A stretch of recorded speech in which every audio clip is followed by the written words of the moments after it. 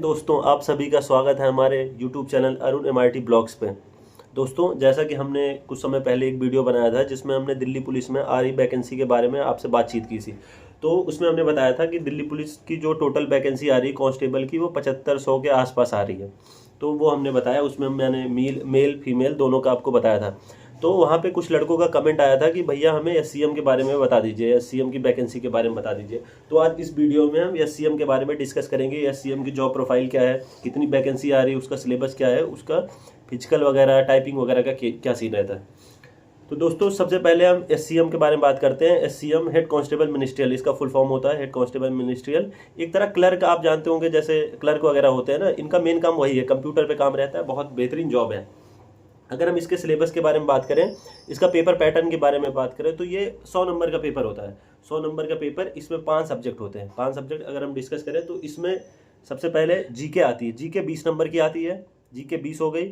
Math आती है, इसमें कितने की आती है मैथ भाई? 20 नंबर मैथ 20 की आती है। उसके बाद हम बात करेंगे रीजनिंग आती है, 25 की आती है। इंग्लिश भी 25 की आती है। और लास्ट जो बचा वो होता है हमारा कंप्यूटर हमारा 10 नंबर का आता है। तो टोटल 20 20 25 25 और 10, इसको जोड़ेंगे तो हमारा 100 नंबर हो गया टोटल।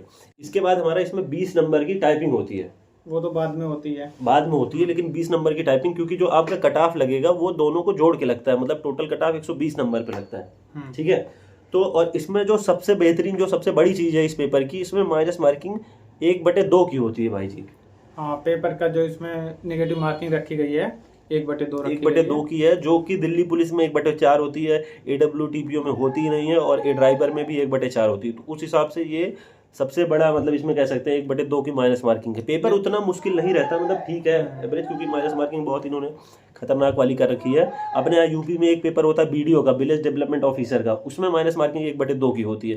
तो इसका लेवल आप समझ लीजिए कि पेपर का लेवल अच्छा होता है। बट लेकिन दिल्ली पुलिस में अगर कोई सबसे बेहतरीन अगर कोई जॉब है तो दिल्ली पुलिस SCM की होती है। अगर सबसे बेहतरीन जॉब, आप ऑफिस में रहेंगे, वर्दी लगाने की भी नौबत नहीं आती। जैसे कुछ लोगों को वर्दी लगाने का शौक होता है, तो कुछ लोग जब आते हैं डिपार्टमेंट में, उन्हें वर्दी मतलब उतना नहीं चाहते कि मैं वर्दी नहीं पहनना चाहता, फिर बाद में लगने लगता है कि हम वर्दी ना पहने, फॉर्मल ड्रेस में ही हम ड्यूटी करें। तो ऐसे लोगों के लिए बहुत ही बेहतरीन जॉब है SCM की। आपको ऑफिस में रहना है, 10 से 5 की ड्यूटी रहती है, सैटरडे संडे ऑफ रहता है। कभी कभी आपको सैटरडे को बुला लिया जाता है त्योहार पे। DCP ऑफिस में ही जाते हैं। आप DCP ऑफिस में काम करेंगे। एक वैकेंसी और आती है AWTPO की, उसमें भी सेम यही है, आप DCP ऑफिस में ही काम करेंगे, उससे नीचे आपको काम नहीं करना है। और SCM का भी सेम यही प्रोसेस है, आपको DCP ऑफिस में ही आपका काम रहता है। इसके बाद हम बात करते हैं इसका पेपर का। मैंने बता दिया आपको, इसमें GK 20 की आती है, और उसके बाद मैथ भी इसमें 20 का, GK मैथ 20 का हो गया। उसके बाद रीजनिंग इंग्लिश हो गया इसमें 25-25 का, कंप्यूटर आपका 10 नंबर का, टोटल हो गया 100 नंबर। इतने ही क्वेश्चन है, और इनका जो पैटर्न है और टाइमिंग का क्या है, 90 मिनट, तो 90 मिनट के 90 मिनट में आपको 100 क्वेश्चन करना है। पेपर इतना मतलब हार्ड नहीं होता, लेकिन इसकी टाइपिंग थोड़ी हार्ड हो। हाँ भाई जी, मैं आपको इसकी टाइपिंग का बता दूं। इसमें इंग्लिश की टाइपिंग होती है 30 वर्ड पर मिनट, और हिंदी की टाइपिंग होती है 25 वर्ड पर मिनट। और इसकी टाइपिंग आप ये मानिए, जितने कहीं भी टाइपिंग होती होगी, उसमें सबसे हार्ड टाइपिंग होती है ना, उसमें इसका नाम जरूर आएगा। CRPF में SCM की होती है, उसकी टाइपिंग हार्ड होती है, या तो इसकी होती है। इसके बारे में एक दिन मैं फिर से आपको वीडियो बना के इसके टाइपिंग के बारे में सिर्फ बता दूंगा। भाई जी, अगर आपको इस पेपर की तैयारी करनी है तो आपको टाइपिंग पहले से आप चालू रखिए। कि आप अगर सोचेंगे मेरा पेपर निकलने के बाद मैं टाइपिंग कर लूंगा, तो पहले अभी से आपको वो नहीं होगा। टाइपिंग पे लग जाना है, क्योंकि टाइपिंग, जिसकी कंप्यूटर पे कमांड अच्छी है, टाइपिंग पे कमांड अच्छी है, वो इस एग्जाम को आसानी से क्रैक कर देगा। और वैकेंसी भी अच्छी खासी है, 493 सुनने में आ रही है, लगभग 500 वैकेंसी है। और SCM के लिए 500 वैकेंसी बहुत मानी जाती है। AWA में भी लगभग, AWTPO में लगभग 500 वैकेंसी, 500 से उसमें थोड़ी ज्यादा है, 100-200 आपको ज्यादा मिल जाएगी। अगर आप लोग कहेंगे तो AWTPO के बारे में भी हम लोग वीडियो बना देंगे, उसमें भी उसकी जॉब प्रोफाइल, उसमें क्या कैसे क्या प्रोस है, क्या कौन से, हम उस बारे में भी बता देंगे। तो कुछ भाई के कमेंट आ रहे थे कि क्या पढ़ें क्या ना पढ़ें, और एग्जाम पैटर्न को लेकर, मतलब स्ट्रेटेजी को लेकर भी वीडियो बनाने की भी बात हो रही थी। बिल्कुल, हम स्ट्रेटेजी के बारे में भी बता देंगे। आप जो कहेंगे, आप जिसको जिस प्रकार का भी डाउट हो, आप कमेंट करिए वीडियो के नीचे। अगर हमें लगेगा उसको यहाँ पे मैं रिप्लाई कर सकता हूँ, तो मैं वहीं पे आपको उसका रिप्लाई दे दूंगा। लेकिन अगर लगा कि ज़्यादा बच्चों का ये है, सबकी प्रॉब्लम है, तो हम उस पर अलग से वीडियो कर देंगे। देखिए, इसमें GS 20 क्वेश्चन है GS के, और GS का तो आप लोगों को पता ही है, GS का जो दायरा है बहुत ही वाइड है। तो 20 क्वेश्चन आप टोटल जीएस में से निकालने की अगर आप कोशिश करेंगे तो बहुत ही मुश्किल होता है। नहीं फिर तो है ना, नहीं क्लियर बहुत हो ही मुश्किल पाएगा हो आपका। जाता है। तो आप जीएस को एक नॉर्मल तरीके से पढ़ते रहिए और आप करंट अफेयर्स को आप रेगुलर करंट अफेयर्स पर बने रहिए। और जीएस का क्या है, आप प्रीवियस ईयर लगाइए और मॉक टेस्ट लगाइए, इन दोनों का कॉम्बिनेशन, जो आपको नहीं आता उसके एक ब्रीफ नोट्स तैयार करिए। जीएस के लिए सबसे बेहतरीन जो स्ट्रेटेजी होती है यही होती है, प्रीवियस ईयर लगाइए, मॉक टेस्ट लगाइए और इसके आधार पर जो आपको ब्रीफ नोट्स तैयार होते हैं आप उसका रिवीजन करिए। 1 महीने में आपके ब्रीफ नोट्स बहुत अच्छे तैयार हो जाएंगे और 3 महीने का आपके पास समय है, इतने ब्रीफ नोट्स बन जाएंगे। और आप जब टेक्स्ट बुक पर आप टेस्ट दोगे, मॉक टेस्ट अलग से दोगे, कोई RWA के टेस्ट ले लेते हैं, अभी इस बारे में बात बहुत करेंगे सारे प्लेटफॉर्म भाई होते जी। हैं। मैं आपको बताऊं, अगर आप तैयारी सीरियस करना चाहते हैं, मतलब हाँ आपको लगता है कि नौकरी की मुझे ज़रूरत है, मुझे नौकरी में इस बार सिलेक्शन लेना है, मैं आपको सबसे अच्छा तरीका बताता हूँ। आप अभी आपकी पढ़ाई किसी भी लेवल पे हो, आप अभी आपने शुरुआत की हो, 15 दिन हुआ, 20 दिन हुआ है, आप 2-3 दिन, मिनिमम 3 दिन बना लीजिए, मैक्सिमम बना लीजिए, जो भी आपको ठीक लगे। 3 दिन में एक मॉक टेस्ट आप जरूर लगाइए। जिस भी एग्जाम की आप तैयारी कर रहे हैं उसका एक मॉक आप सॉल्व करिए। और सबसे बड़ी चीज़, सॉल्व करने से ज़्यादा उसको एनालिसिस करिए कि आपका सही क्या हो रहा है, आपका गलत क्या हो रहा है, और उसको आप नोट करिए। जो क्वेश्चन आपके गलत हो रहे हैं, क्या गलत हो रहे हैं, उसको एनालिसिस करिए। और जब आप 2-3 मॉक दे लेंगे तो आपको उसमें देखेंगे कि कुछ क्वेश्चन जैसे आपसे लगातार किसी चैप्टर के आपके क्वेश्चन वो लगातार गलत हो रहे होंगे, उस पर आपको ज़्यादा टाइम तो देना है। आपको जो अपना टेस्ट देने के बाद जो खाली टाइम है उस चैप्टर को आप पढ़िए, क्योंकि आपका उससे बार बार क्वेश्चन गलत हो रहा है, ठीक है। और जो क्वेश्चन आपको आ रहा है वो तो अच्छा ही है, उसको बस रिवीजन करते रहिए। अगर आपको सिलेक्शन लेना है, ये समझ लीजिए ब्रह्मास्त्र है, किसी भी एग्जाम का मॉक करो और उसका एनालिसिस करो। इसके प्रीवियस ईयर आप ले लीजिए, आपको बुक भी मिल जाएगी, ऑनलाइन भी मिल जाते हैं। प्रीवियस ईयर जरूर लगाइए, उससे क्या है आपको पता चल जाएगा कि किस टाइप के क्वेश्चन एग्जाम में आ रहे हैं। और टेक्स्ट बुक से भी आप कर सकते हैं, वहाँ पे बहुत सारे टाइप के, आप सेक्शन वाइज भी मिल जाता है, जिसको जैसे किसी को मॉक 2-3 करना दिक्कत है कि लंबा ज़्यादा हो जाता है, 90 मिनट 100 मिनट, तो सेक्शन वाइज है, आप सेक्शन वाइज कर लीजिए।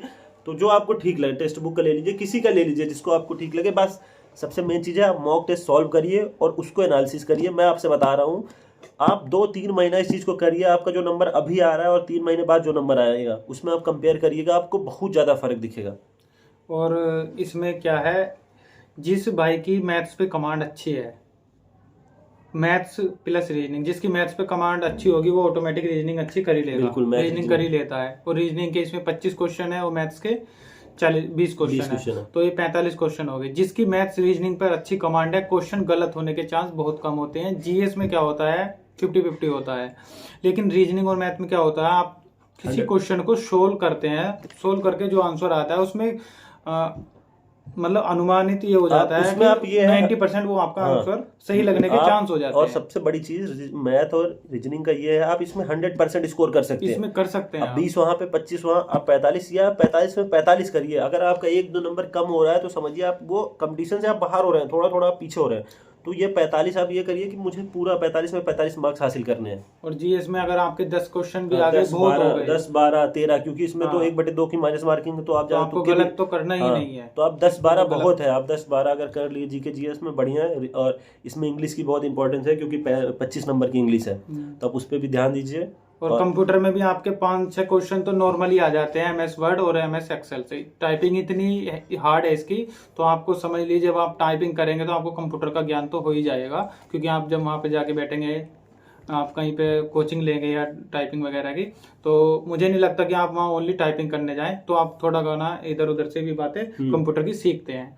तो MS वर्ड, MS एक्सेल और कंप्यूटर की थोड़ी हिस्ट्री, और जो ये होती है हमारी की वगैरह, की वगैरह ये भी पूछते हैं, ये शॉर्ट कीज जो होते हैं, शॉर्ट कीज जो होते हैं, और कुछ होते हैं इनकी फुल फॉर्म वगैरह पूछ लेते हैं। बिल्कुल, इनसे ही क्वेश्चन लग जाते हैं, ज्यादा बड़ा मतलब 10 ही क्वेश्चन आते हैं, 8-10 क्वेश्चन इनसे आपके लग जाएंगे।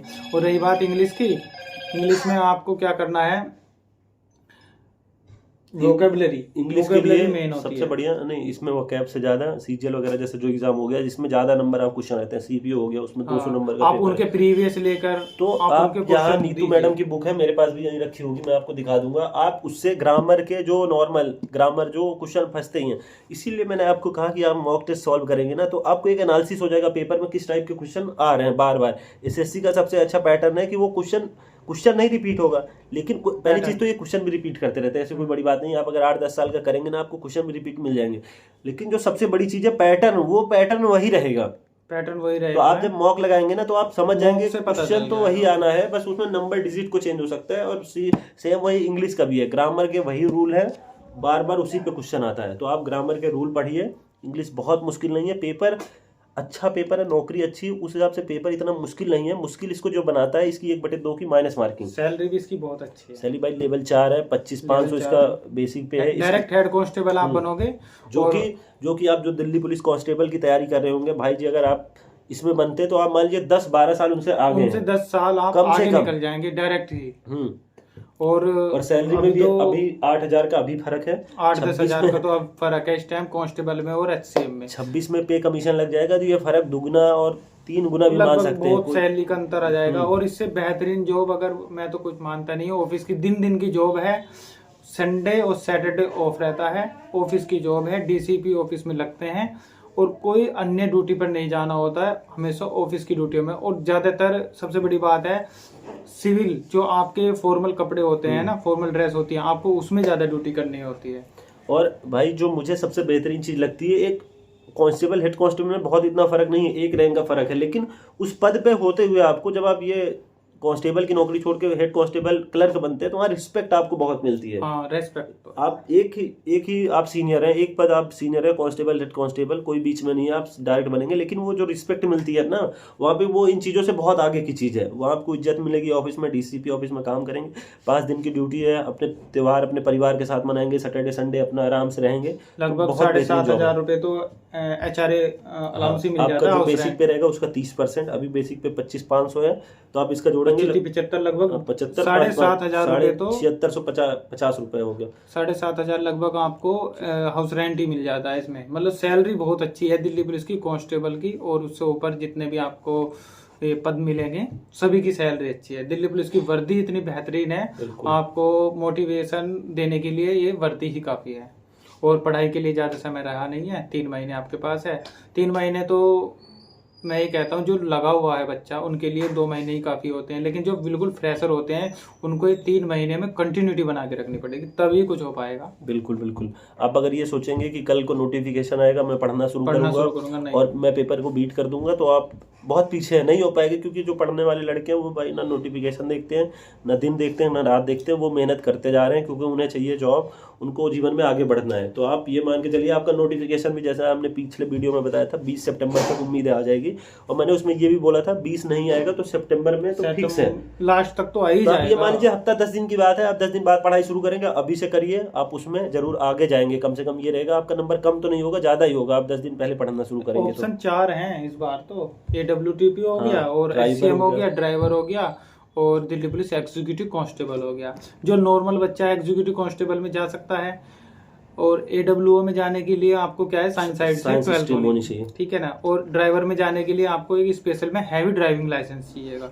HCM में जाने के लिए आपको कोई ऐसा क्राइटेरिया नहीं है, बस आपको टाइपिंग पर आपकी कमांड अच्छी होनी चाहिए। जिसकी टाइपिंग पे अच्छी कमांड है वो पेपर आसानी से बीट कर देगा और आराम से इस जॉब को प्राप्त भी कर लेगा। बिल्कुल दोस्तों, इस वीडियो में यही। आगे अगर आप लोग को किसी भी प्रकार का कोई भी डाउट हो, 4 भर्ती भाई ने बता दिया, आपको 4 आ रही है, आपको चारों में किसी भी प्रकार का कोई भी डाउट होता है, वो स्ट्रेटजी लेके कि मुझे इस सब्जेक्ट में दिक्कत है भैया, आप इस सब्जेक्ट के बारे में बता दीजिए, कोई जॉब प्रोफाइल या जो भी आपको पूछना हो, आप बिल्कुल, हमारे कमेंट बॉक्स खुला है, आप वहाँ पे पूछ सकते हैं, हम आपको जरूर उस चीज़ का रिप्लाई देंगे। और अगर हमें लगा ज़्यादा बच्चों की क्वेरी है तो हम उस पर एक वीडियो अलग से वीडियो बना देंगे, ताकि और लोगों का भी डाउट दूर हो जाए।